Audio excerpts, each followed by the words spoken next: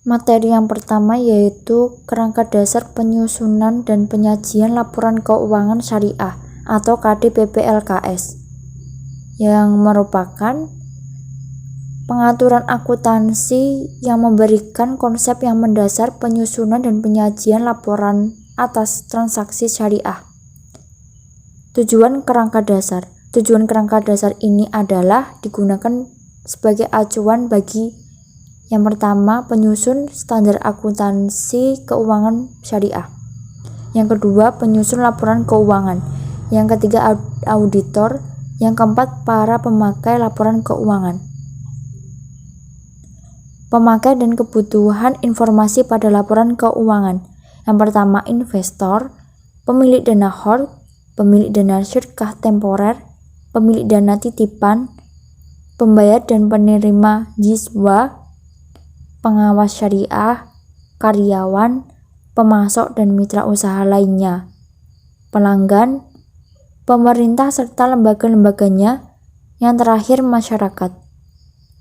Paradigma transaksi syariah menekankan setiap aktivitas umat manusia memiliki akuntabilitas dan nilai ilahiyah yang menempatkan perangkat syariah dan akhlak sebagai parameter baik buruknya, benar salahnya aktivitas usaha. Juga membentuk integritas sehingga mampu terbentuknya karakter tata kelola dan disiplin pasar yang baik. Selanjutnya, asas transaksi syariah. Transaksi syariah berasaskan pada prinsip berikut. 1. Persaudaraan atau ukhuwah. Prinsip persaudaraan esensinya merupakan nilai universal yang menata interaksi sosial dan harmonisasi kepentingan para pihak untuk kemanfaatan secara umum dengan semangat saling tolong-menolong. 2. Keadilan. Prinsip keadilan esensinya menempatkan sesuatu hanya pada tempatnya dan memberikan sesuatu hanya pada yang berhak, serta memperlakukan sesuatu sesuai posisinya. 3. Kemaslahatan atau maslahah. Prinsip kemaslahatan esensinya merupakan segala bentuk kebaikan dan manfaat yang berdimensi duniawi dan ukhrawi, material dan spiritual, serta individual dan kolektif. 4. Keseimbangan atau tawazun. Prinsip keseimbangan esensinya meliputi keseimbangan aspek material dan spiritual, aspek privat dan publik, sektor keuangan dan sektor real, bisnis dan sosial, serta keseimbangan aspek pemanfaatan dan pelestarian. Terakhir, universalisme. Prinsip universalisme esensinya dapat dilakukan oleh, dengan, dan untuk semua pihak yang berkepentingan atau stakeholder tanpa membedakan suku, agama, ras, dan golongan sesuai dengan semangat kerahmatan semesta atau rahmatan lil alamin. Karakteristik transaksi syariah. Implementasi transaksi yang sesuai dengan paradigma dan asas transaksi syariah harus memenuhi karakteristik dan persyaratan sebagai berikut. A. Transaksi hanya dilakukan berdasarkan prinsip saling paham dan saling ridho. B. Prinsip kebebasan bertransaksi diakui sepanjang objeknya halal dan baik atau thayyib. C. Uang hanya berfungsi sebagai alat tukar dan satuan pengukur nilai, bukan sebagai komoditas. D. Tidak mengandung unsur riba, maisir, gharar, kezaliman, dan haram. E. Tidak menganut prinsip nilai waktu dari uang atau time value of money. F. Transaksi dilakukan berdasarkan suatu perjanjian yang jelas dan benar. G. Tidak ada distorsi harga melalui rekayasa permintaan maupun melalui rekayasa penawaran. Dan yang terakhir, tidak mengandung unsur kolusi dengan suap menyuap atau risyuah.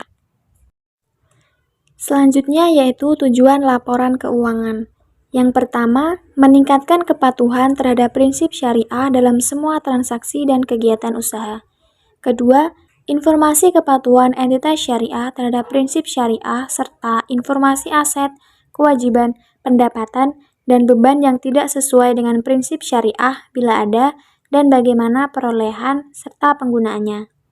Ketiga, Informasi untuk membantu mengevaluasi pemenuhan tanggung jawab entitas syariah terhadap amanah dalam mengamankan dana, menginvestasikannya pada tingkat keuntungan yang layak. Keempat, informasi mengenai tingkat keuntungan investasi yang diperoleh penanam modal dan pemilik dana syirkah temporer, dan informasi mengenai pemenuhan kewajiban atau obligation fungsi sosial entitas syariah, dan termasuk pengelolaan dan penyaluran zakat, infak, sedekah, dan wakaf. Selanjutnya, bentuk laporan keuangan. Laporan keuangan entitas syariah terdiri atas berikut ini. A. Posisi keuangan entitas syariah. Laporan ini menyajikan informasi tentang sumber daya yang dikendalikan, struktur keuangan, likuiditas, dan solvabilitas, serta kemampuan beradaptasi terhadap perubahan lingkungan. B. Informasi kinerja entitas syariah disajikan dalam bentuk laporan laba rugi dan penghasilan komprehensif lainnya. C. Informasi perubahan posisi keuangan entitas syariah yang dapat disusun berdasarkan definisi dana seperti seluruh sumber daya keuangan, modal kerja, dan aset likuid. D. Informasi lain seperti laporan penjelasan tentang pemenuhan fungsi sosial entitas syariah. E. Catatan dan skedul tambahan merupakan penampung dari informasi tambahan yang relevan termasuk pengungkapan tentang resiko dan ketidakpastian yang mempengaruhi entitas. Selanjutnya, asumsi dasar. 1. Dasar aktual. Laporan keuangan disusun atas dasar aktual. Dengan dasar ini, pengaruh transaksi dan peristiwa lain diakui pada saat kejadian dan bukan pada saat kas atau setara kas diterima atau dibayar, dan diungkapkan dalam catatan akuntansi serta dilaporkan dalam laporan keuangan pada periode yang bersangkutan. Kedua, kelangsungan usaha. Laporan keuangan biasanya disusun atas dasar asumsi kelangsungan usaha entitas syariah dan akan melanjutkan usahanya di masa depan. Karena itu, entitas syariah diasumsikan tidak bermaksud atau berkeinginan melikuidasi atau mengurangi secara material skala usahanya. Selanjutnya, karakteristik kualitatif laporan keuangan.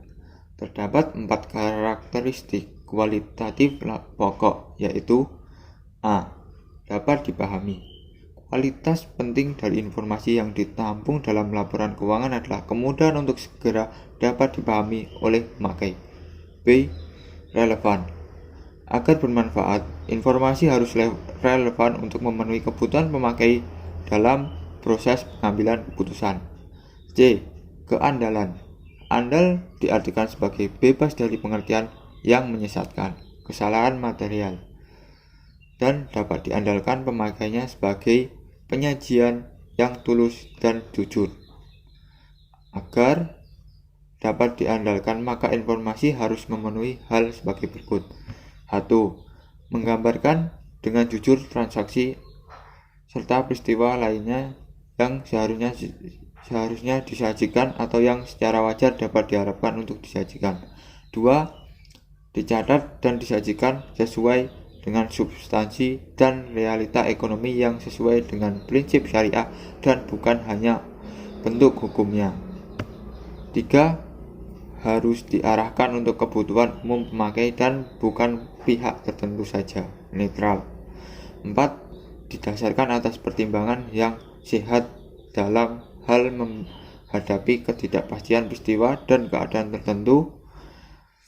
Pertimbangan ini mengandung unsur kehati-hatian pada saat melakukan perkiraan atas ketidakpastian tersebut.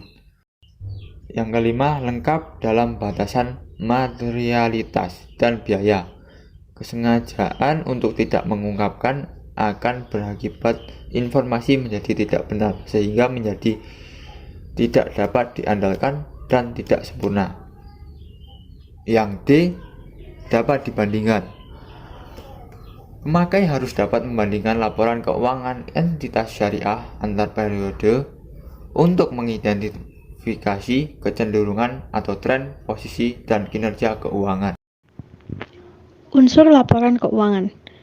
Sesuai karakteristik, Laporan keuangan entitas syariah dibagi menjadi 3. Yang pertama, komponen laporan keuangan yang mencerminkan kegiatan komersial. Komponen ini dibagi menjadi 2. Yang pertama, posisi keuangan yang meliputi aset, liabilitas, dana syirkah temporer, dan ekuitas. Kemudian yang kedua, kinerja, yang meliputi penghasilan atau income, beban atau expenses, dan hak pihak ketiga atas bagi hasil dana syirkah temporer. Kemudian ada komponen laporan keuangan yang mencerminkan kegiatan sosial, di mana komponen ini meliputi laporan sumber dan penggunaan dana zakat, serta laporan sumber dan penggunaan dana kebajikan. Kemudian yang ketiga, komponen laporan keuangan lainnya yang mencerminkan kegiatan dan tanggung jawab khusus entitas syariah tersebut. Pengukuran unsur laporan keuangan. Sejumlah dasar pengukuran yang berbeda digunakan dalam derajat dan kombinasi yang berbeda dalam laporan keuangan. Berbagai dasar pengukuran tersebut adalah sebagai berikut. Yang pertama yaitu biaya historis. Aset dicatat sebesar pengeluaran kas atau setara kas yang dibayar atau sebesar nilai wajar dari imbalan atau consideration yang diberikan untuk memperoleh aset tersebut pada saat perolehan. Yang kedua, biaya kini. Aset dinilai dalam jumlah kas atau setara kas yang seharusnya dibayar bila aset yang sama atau setara aset diperoleh sekarang.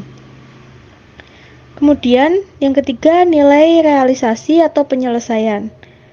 Aset dinyatakan dalam jumlah kas atau setara kas yang dapat diperoleh sekarang dan dengan menjual aset dalam pelepasan teratur. Standar akuntansi syariah atau SAS. Standar akuntansi syariah berbasis pada konsep-konsep akuntansi umum yang telah disesuaikan dengan prinsip syariah. Konsep ini tercermin dalam KDP dan PLKS sebagai dasar pengembangan standar akuntansi keuangan syariah. Hal yang diatur dalam standar akuntansi keuangan syariah adalah transaksi-transaksi syariah yang berlaku untuk pihak yang melakukan transaksi tersebut.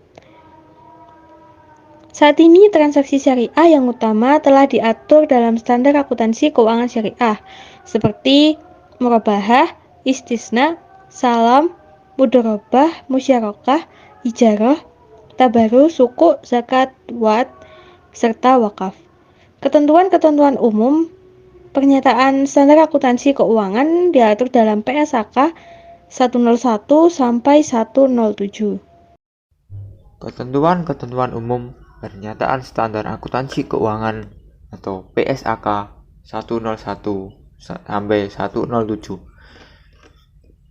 1. PSAK 101. Penyajian laporan keuangan syariah. Menetapkan dasar penyajian laporan keuangan bertujuan umum untuk entitas syariah. 2. PSAK 102. Akuntansi murabahah mengatur pengakuan, pengukuran, penyajian, dan pengungkapan transaksi murabahah. 3. PSAK 103. Pernyataan ini ditetapkan untuk entitas yang melakukan transaksi saham baik sebagai penjual atau pembeli. 4. PSAK 104. Mengatur pengakuan, pengukuran, penyajian, dan pengungkapan transaksi istisna. 5. PSAK 105 mengatur pengakuan, pengukuran, penyajian, dan pengungkapan transaksi mudharabah. 6. PSAK 106 mengatur pengakuan, pengukuran, pengungkapan transaksi musyarakah. 7. PSAK 107 mengatur pengakuan, pengukuran, penyajian, dan pengungkapan transaksi ijarah.